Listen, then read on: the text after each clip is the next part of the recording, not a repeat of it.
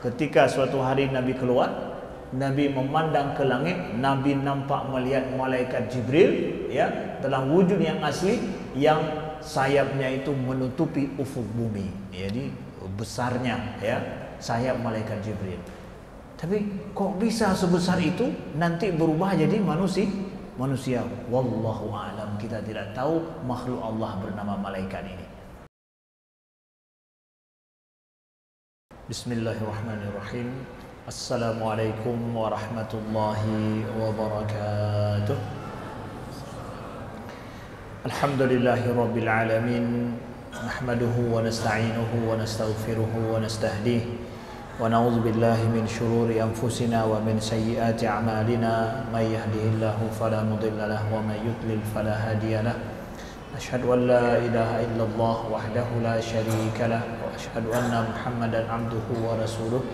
Allahumma salli wa sallim wa barik ala sayyidina Muhammadin wa ala alihi wa sahbihi wa sallim.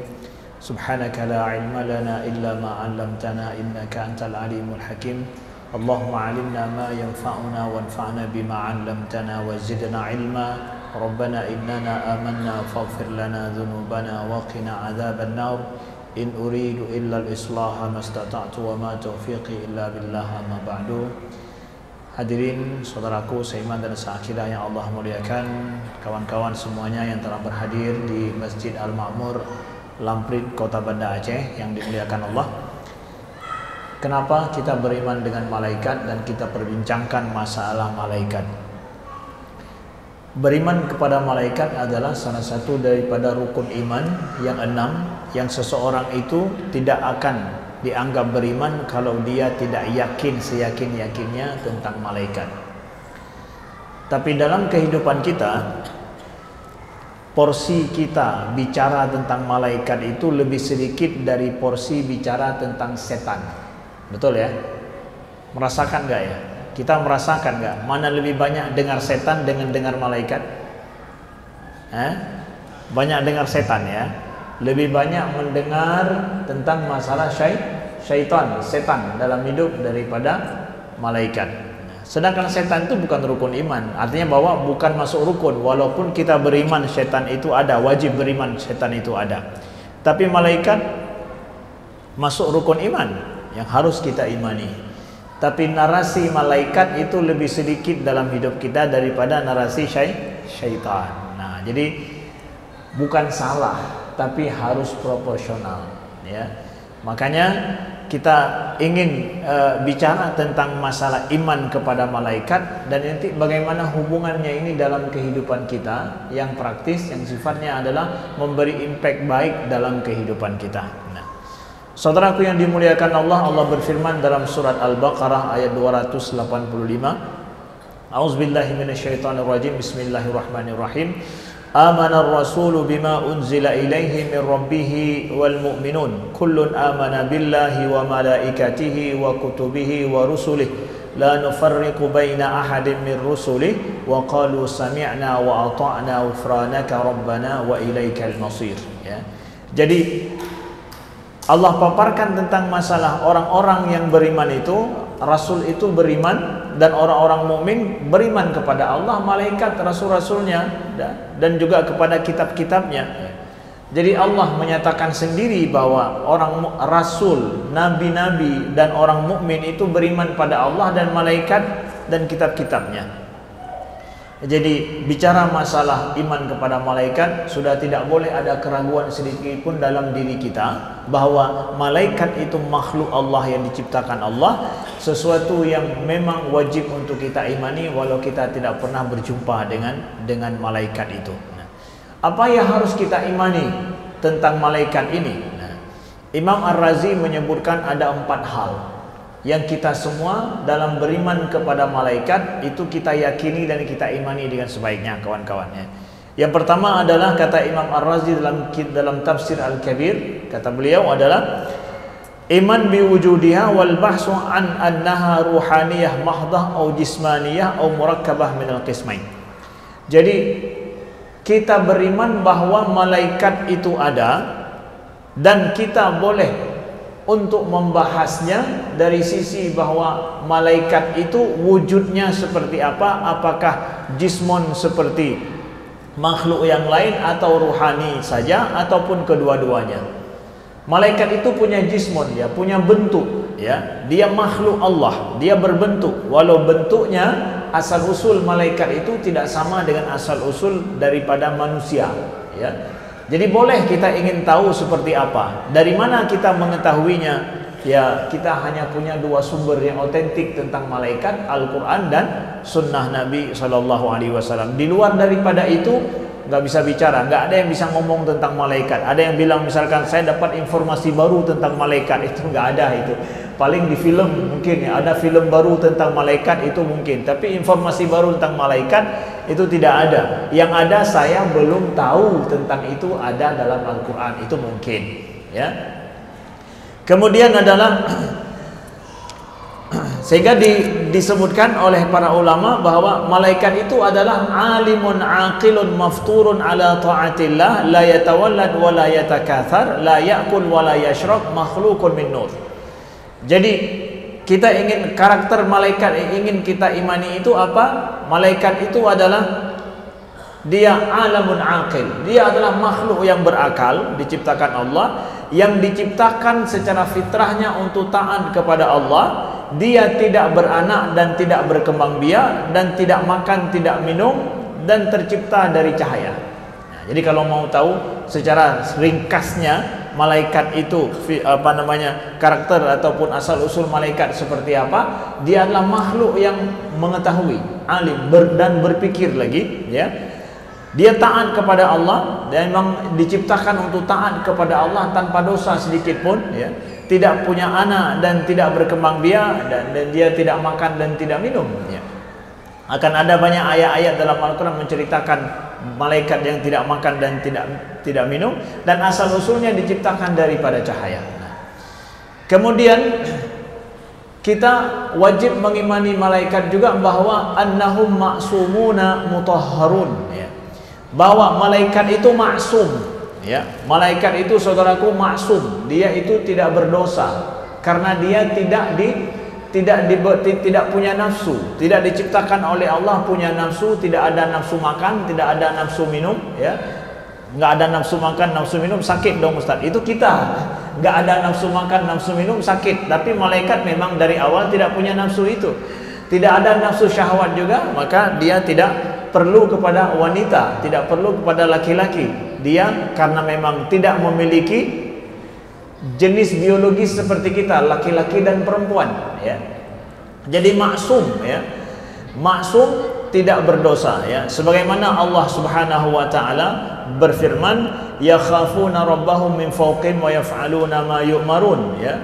La yastakbiruna an ibadatihi wa la yastahsirun. Dua ayat ini Allah sampaikan bahwa malaikat itu, ya, senantiasa takut kepada Allah dan mereka melaksanakan apa yang diperintahkan kepada mereka, dan mereka tidak sombong, ya, dari beribadah kepada Allah dan tidak pernah merasa lelah dan capek.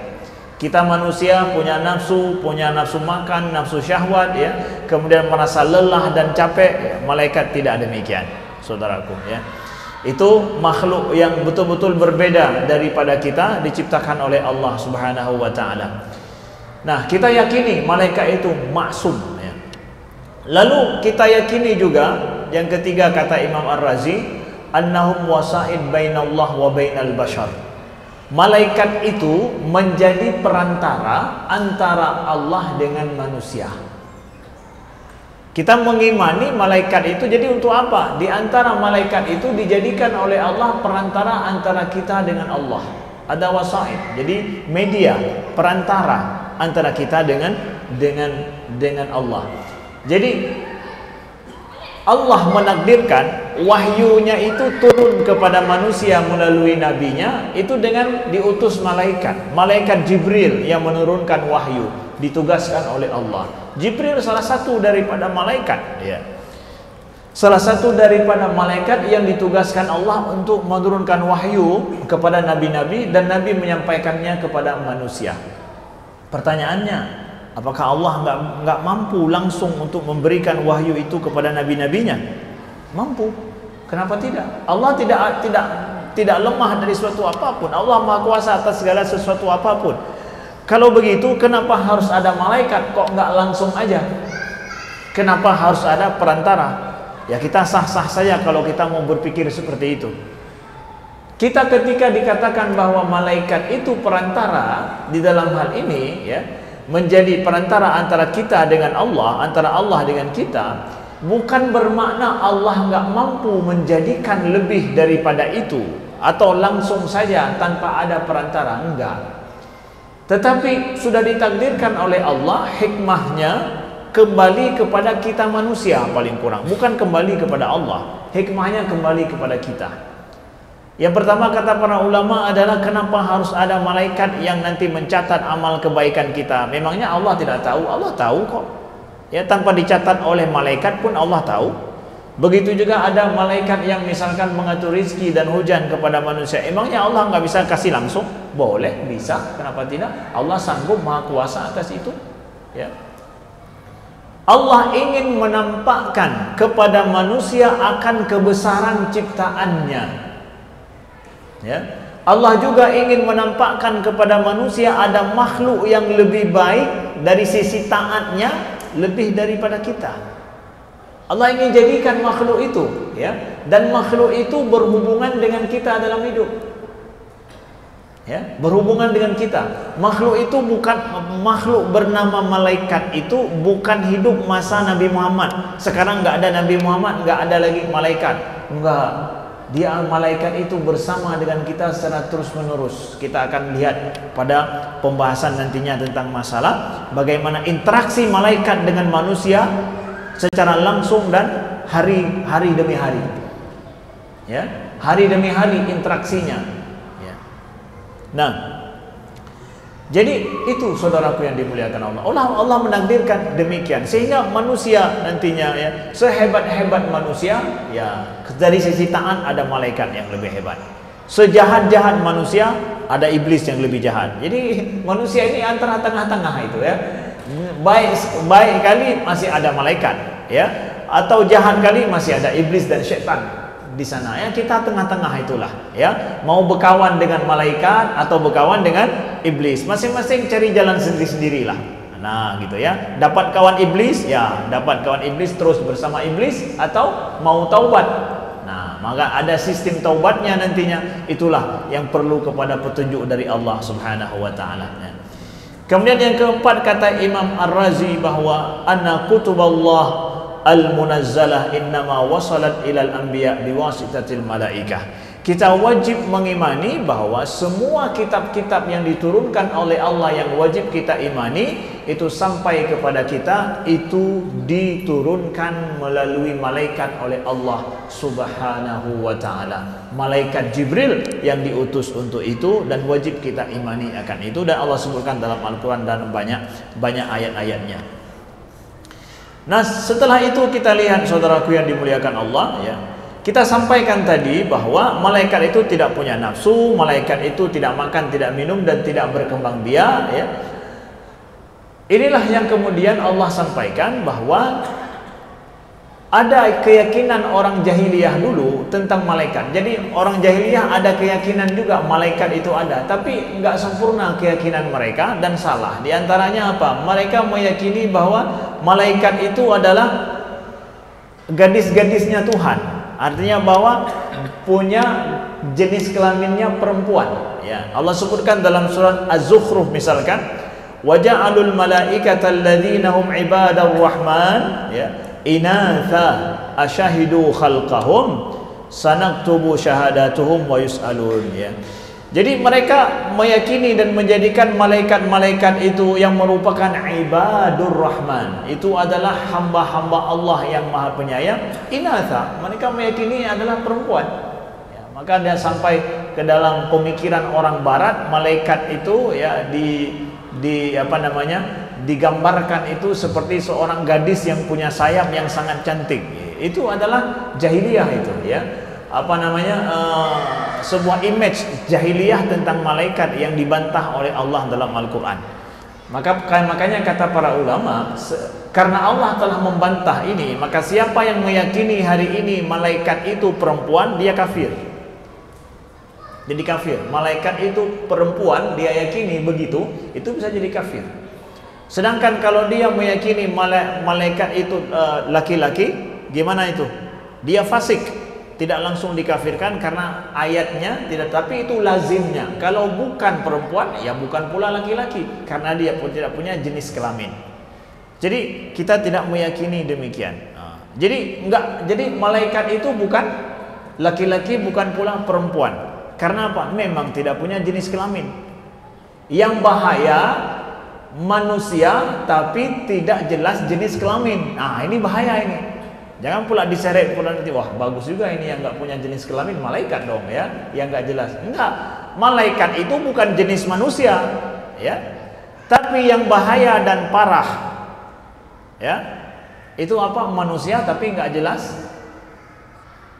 Nggak jelas jenis kelaminnya. Lihat laki-laki nampaknya bukan, lihat laki-laki nampaknya seperti perempuan. Ya, kalau organnya laki-laki tapi gayanya gemoy begitu atau lemon gitu, entah apa begitu. Nah, ini salah produk manusia, salah produk manusia itu kamu pilih laki-laki atau perempuan, dua aja gitu. Ya. Jenis kelaminmu itu laki-laki atau perempuan. Kalau tidak jelas apa jenis kelaminmu, boleh mungkin salah cetak. Ya, itu mungkin salah cetak, salah produk, dan itu tidak banyak. Hanya dijadikan oleh Allah sebagai, kalau memang betul-betul secara alami terjadi, terlahirkan memang demikian dari sisi ada kesalahan gen dan yang lain, nah itu hanya ibrah bagi manusia. Tapi kalau ternyata yang ada ini adalah sudah berkawan-kawan, sudah punya komunitas, nah itu penyakit. Kalau komunitas tidak jelas laki-laki atau perempuan ini, atau perempuan berubah laki-laki, laki-laki berubah perempuan. Nah, ini penyakit di masyarakat karena manusia cuma dua Allah ciptakan, ya, secara normal, ya, dari gen manusia secara normal dari Nabi Adam dan Hawa itu laki-laki atau perempuan. Maka siapapun kamu, pastikan kamu laki-laki atau perempuan. Kita tidak menerima dan Islam tidak menerima tidak jelas laki-laki atau perempuan. Itu la yajlis, tidak bisa, la yajlis, tidak jelas, itu tidak bisa diterima. Nah, jadi saya katakan ini supaya jangan diseret-seret nanti, oh bukan laki-laki, bukan perempuan, malaikat dong. Nah, ini jenis malaikat, bukan jenis manusia. Nah.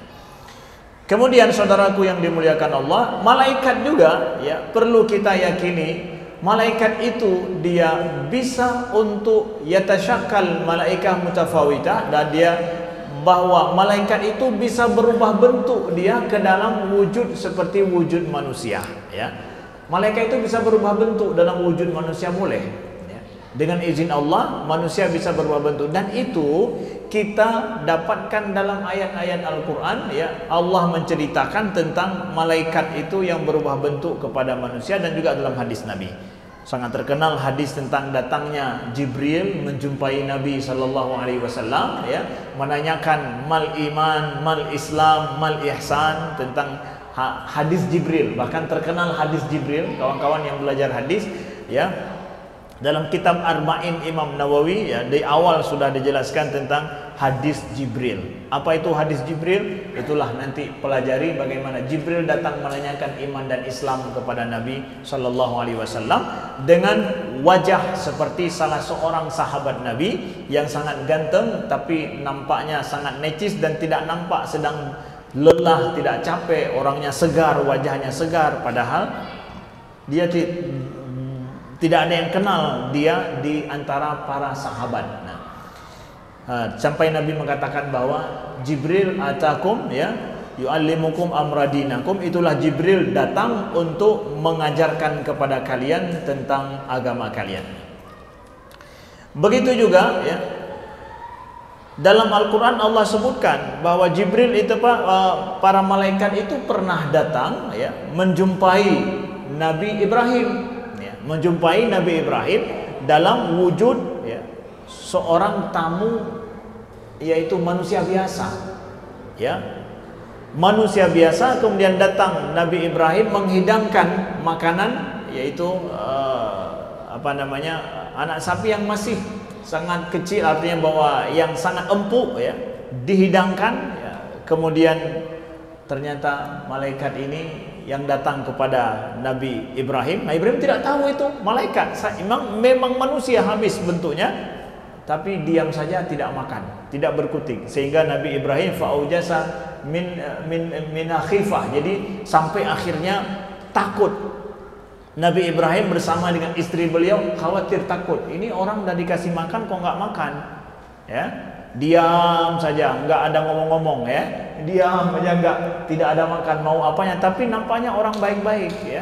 Sampai dikatakan bahwa ya wa basyaru bi ghulamin hanis, sampai dikasih tahu bahwa Ibrahim akan melahirkan seorang anak. Ketahuan ternyata, oh kalian malaikat. Iya, kami malaikat yang diutus untuk kaum Lut. Ya. Jadi singgah dulu di tempat Nabi Ibrahim ya. Jadi diizinkan oleh Allah dia bisa berubah bentuk seperti manusia. Di sisi lain, malaikat ini juga boleh menampakkan dirinya itu dalam wujud yang memiliki sayap. Ya, malaikat itu memiliki sayap. Nah, malaikat ini memiliki sayap. Kita lihat ya, disebutkan oleh Allah Subhanahu wa taala dalam Al-Qur'an bahwa ada yang punya 2 sayap, 3 sayap ya, bahkan lebih ya. Malaikat itu memiliki sayap, dan Nabi Muhammad pernah melihat Jibril dalam wujud yang asli ya. Kapan? Setelah malaikat Jibril turun kepada Nabi di Gua Hira ya. Setelah jumpa pertama dengan Nabi membawa surat Al-Alaq dengan 5 ayat. Setelah itu Nabi tahu bahwa kalau itu malaikat dengan keterangan daripada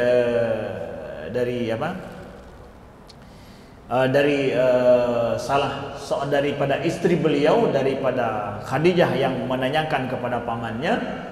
Nabi pun mengetahui kalau itu adalah malaikat yang datang. Tapi setelah sekali turun itu nggak datang lagi. Nabi pun rindu, kok nggak datang lagi malaikat ya? Padahal waktu datang pertama takut ya, karena sudah tahu itu malaikat, nggak datang lagi ya. Udah rindu Nabi kepada malaikat, kok nggak datang. Ketika suatu hari Nabi keluar, Nabi memandang ke langit, Nabi nampak melihat malaikat Jibril ya, dalam wujud yang asli, yang sayapnya itu menutupi ufuk bumi. Jadi besarnya ya sayap malaikat Jibril. Tapi kok bisa sebesar itu nanti berubah jadi manusia? Wallahu a'lam, kita tidak tahu makhluk Allah bernama malaikat ini ya. Tapi itu yang kita dapatkan, itu yang kita ketahui ya. Nah, ini juga ketika lihat tadi, ketika malaikat Jibril datang Nabi Lut ya, dalam bentuk wujud rupa manusia juga. Ini Allah kisahkan dalam surat Hud ya. Walamma ja'at rusuluna lutan si'a bihim wa dhaqa bihim dhar'a wa qala hadza yaumun 'asib wa ja'ahu qaumahu yuhra'una ilaihi. Kita tahu Nabi Lut itu kan kaum homo. Nabi Lut itu kaum homo yang mereka suka laki-laki sama laki-laki. Jadi datang kepada Nabi Lut itu setelah malaikat ini pergi ke rumah Nabi Ibrahim, kasih tahu akan berangkat menuju ke kaum Lut. Maka ketika datang ke kaum Lut ya, Ja'at rusuluna Lutan, datang rasul-rasul kami kepada Lut. Jadi bukan seorang malaikat yang datang, beberapa orang malaikat ya. Dhaqa bihi dhar'a, Nabi Lut pun merasa susah dan sempit hati beliau. Kenapa ya? Karena wujud malaikat ini datang dalam bentuk rupa laki-laki yang ganteng-ganteng. Ini kaum homo-homo itu ya, kaum Nabi Lut yang homo itu ya. Mereka ketika melihat orang yang ganteng, rapi, bersih, laki-laki itu, syahwatnya muncul. Ya. Syahwatnya muncul. Sehingga Nabi Lut mengatakan, qala hadza yaumun 'asib, ini hari yang susah bagiku, kata Nabi Lut. Hari yang sulit bagiku, kata Nabi Lut. Nabi Lut. Karena datang tamunya itu malaikat itu seperti itu bentuknya. Waja'u qaumahu yuhra'una ilaih. Ramai-ramailah kaum homo itu datang ke rumah Nabi Lut. Karena apa? Lihat ada tamu baru ini, manusia apa? Manusia yang belum pernah kita lihat ini, ada mangsa baru. Bayangkan itu ya. Kaum homo itu sudah ada pada masa Nabi Lut yang diutus oleh Allah untuk memberi hidayah kepada mereka. Ya. Nabi Lut itu kaumnya itu penyakit kaum beliau itu seperti itu.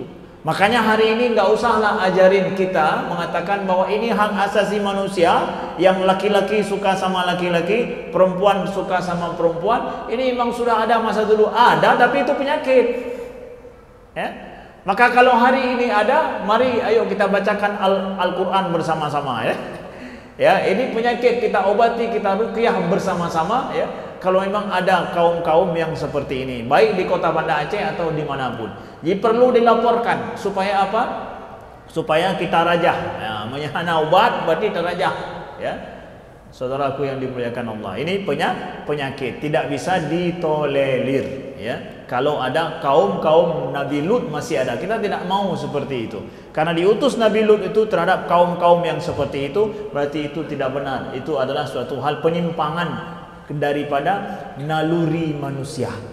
Ya, homo yang seperti itu, nauzubillah min dzalik. Kemudian saudaraku yang dimuliakan Allah, kita lihat, kita wajib meyakini kalau memang malaikat itu ismah, dia maksum, tidak dosa, tidak ada apa-apa, tidak tidak punya nafsu dan maksum dari segala kesalahan dan dosa. Cuma ada sedikit yang ingin kami sampaikan di sini tentang orang ada yang mengatakan itu kalaulah malaikat tidak punya dosa, tapi katanya ada malaikat diturunkan dulu, lalu setelah diturunkan dia melanggeng sih. Atau bahkan ada yang mengatakan iblis itu kan namanya malaikat dulu. Ya. Hebat-hebatnya malaikat ada juga yang jadi iblis kan?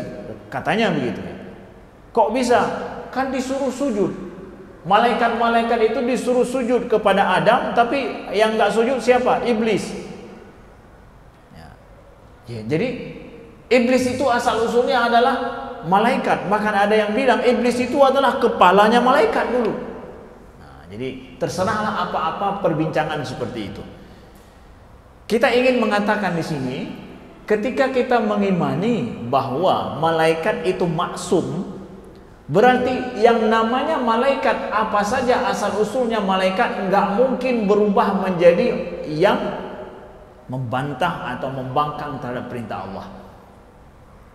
Jadi iblis itu bukannya kepalanya malaikat dulu, katanya rajanya malaikat dulu. Nah, inilah yang perlu kita betulkan. Selama kita meyakini bahwa malaikat itu maksum, maka tidak mungkin secara logika juga akan ada malaikat-malaikat yang satu dua nantinya berubah menjadi iblis atau dan yang lainnya, atau diturunkan ke bumi ya, nanti dia ternyata bermaksiat kepada Allah. Tidak mungkin itu. Nah, mari kita lihat dari beberapa ayat yang beberapa fakta yang ingin kita sampaikan di sini. Kita lihat dalam surat Al-Baqarah yang orang mengatakan bahwa iblis itu asalnya adalah dari malaikat ya, bahkan rajanya malaikat dulu, tapi bisa jadi iblis. Kita dapatkan dalam ayat ketika Allah berfirman, wa idz qulna lil malaikati isjudu li adama fasajadu illa iblis. Ketika kami berfirman dalam surah Al-Baqarah ayat 34 ya, ketika kami berfirman kepada malaikat sujudlah kepada Adam, fasajadu illa iblis, maka bersujudlah kecuali iblis yang tidak bersujud. Nah, pengecualian di sini menurut sebahagian orang yang bilang ya, pengecualian di sini kan disuruh malaikat, yang nggak sujud kan iblis. Ya berarti iblis dari malaikat dong yang nggak sujud itu. Sehingga ada yang bilang bahwa iblis itu merupakan rajanya malaikat dulu. Nah, karena dia sombong dengan ibadahnya, akhirnya dia berubah jadi iblis. Ada yang bilang begitu ya. Nah, saudaraku yang dimuliakan Allah, mari kita perbaiki pemahaman kita kalau ada yang bilang seperti itu. Pertama kita lihat dari Al-Quran. Kita nggak bisa punya bukti kecuali dari Al-Quran. Nggak ada hasil arkeologi baru tentang malaikat, nggak ada. Dan juga tentang iblis, nggak ada bukti arkeolog tentang iblis ya. Yang pertama adalah iblis itu sebagaimana nas dari Al-Quran, Allah menyatakan bahwa iblis itu adalah asalnya minal jin, dari jin bukan dari malaikat. Asal usul iblis dari jin bukan dari malaikat. Allah sebutkan dalam surah Al-Kahfi, wa idh qulna lil malaikati isjudu li adama fasajadu illa iblis, ya, kana minal jinni fafasaqa an amri rabbih. Bahwa iblis itu asalnya kana minal jin, dari golongan jin, tapi dia kemudian membangkang daripada perintah Tuhannya. Jadi asal usul iblis bukan dari malaikat, tetapi adalah dari jin. Asal usulnya dari jin. Ya, itu jelas dengan firman Allah surah Al-Kahfi ayat 50. Kemudian Allah menyebutkan di dalam surah Shad ayat 73 bahwa malaikat ketika disuruh sujud oleh Allah, seluruh malaikat itu sujud, tidak satu pun yang tidak sujud. Allah berfirman dalam surah Shad, fasajadal malaikata kulluhum ajma'un. Maka bersujudlah malaikat semuanya, kulluhum ajma'un. Dua kali taukid menunjukkan kepada penegasan semuanya. Kulluhum, semuanya. Dalam ilmu mantik namanya yufidul istighraq. Itu masuk semua elemen, tidak ada satupun yang keluar daripadanya. Kulluhum ajma'un lagi. Semuanya. Yang namanya malaikat, esensinya malaikat, asal usulnya malaikat, apapun semuanya itu sujud kepada Adam. Enggak ada yang sujud satupun daripada malaikat. Kalau begitu berarti kalau iblis tidak sujud, dia bukan daripada malaikat, karena semua malaikat sujud, kata Allah. Semuanya malaikat sujud. Kemudian Allah sebutkan juga bahwa tabiat daripada iblis itu berbeda dengan tabiat daripada malaikat. Kenapa? Ciptaannya berbeda. Firman Allah berfirman, qala ma mana'aka alla tasjuda id amartuk qala ana khairum minhu khalaqtani min nar wa khalaqtahu min tin. Jadi iblis mengatakan ketika alasan dia tidak mau sujud kepada Adam adalah khalaqtani min nar, engkau menciptakan aku dari nar, dari api, sedangkan malaikat daripada nur. Iblis dari api, malaikat dari nur. Dari asal usul penciptaannya juga sudah beda. Mana mungkin disebutkan bahwa iblis itu asalnya adalah rajanya malaikat dulu. Ya, makanya jangan sombong-sombong kalau beribadah, nanti jadi seperti iblis. Iblisnya apa? Malaikat aja bisa jadi dari itu. Enggak. Asal usul iblis itu sendiri berbeda dengan asal usul malaikat dengan nas Al-Qur'an, ya. Kemudian inna iblis talaqa amran khassan min Allah Ta'ala bisujud li Adam, ya, walam yadkhul fi umumil amri lil malaikah. Jadi kemudian iblis ini ada perintah khusus dia untuk sujud kepada Adam, ya. Jadi ustadz yang diperintahkan sujud kan malaikat? Enggak, iblis juga dapat perintah. Jadi jangan dipikir yang dapat perintah cuma malaikat saja, sehingga ketika dibilang kecuali iblis menunjukkan iblis dari malaikat. Enggak, iblis dapat perintah, malaikat dapat perintah, iblis pun dapat perintah yang sama. Apa firman Allah? Qala ma mana'aka alla tasjuda id amartuk. Apa yang menghalangimu untuk bersujud ketika aku perintahkan padamu wahai iblis? Amartuk. Jadi Allah perintahkan iblis untuk bersujud kepada Adam juga, ya. Kemudian berbedanya lagi bahwa iblis itu dia punya keturunan, malaikat tidak punya keturunan. Allah berfirman, ya, afatattakhidunahu wa dzurriyyatahu awliya min duni. Apakah kalian menjadikan keturunan dari iblis itu, ya, sebagai aulia, sebagai penolong pembantu kalian selain Allah? Iblis itu beranak pinak, dia punya keturunan seperti manusia, malaikat tidak. Jadi tutup buku yang meyakini atau bilang bahwa iblis itu asalnya rajanya malaikat, gara-gara sombong ibadah jadinya seperti itu. Ini juga banyak dijadikan dalil oleh mereka yang enggak mau ibadah dengan dalil apa? Jangan sombonglah ibadah, nanti jadi seperti iblis, ya. Jadi iblis itu memang bukan dari malaikat, malaikat itu ma'sum, dari segala kesalahan diciptakan Allah Subhanahu wa taala. Mudah-mudahan kita dibersamai oleh malaikat, dibersamai oleh rahmat Allah selalu, dan dikumpulkan kita nanti bersama dengan kaum malaikat. Amin ya rabbal alamin. Sekian, terima kasih. Wassalamualaikum warahmatullahi wabarakatuh.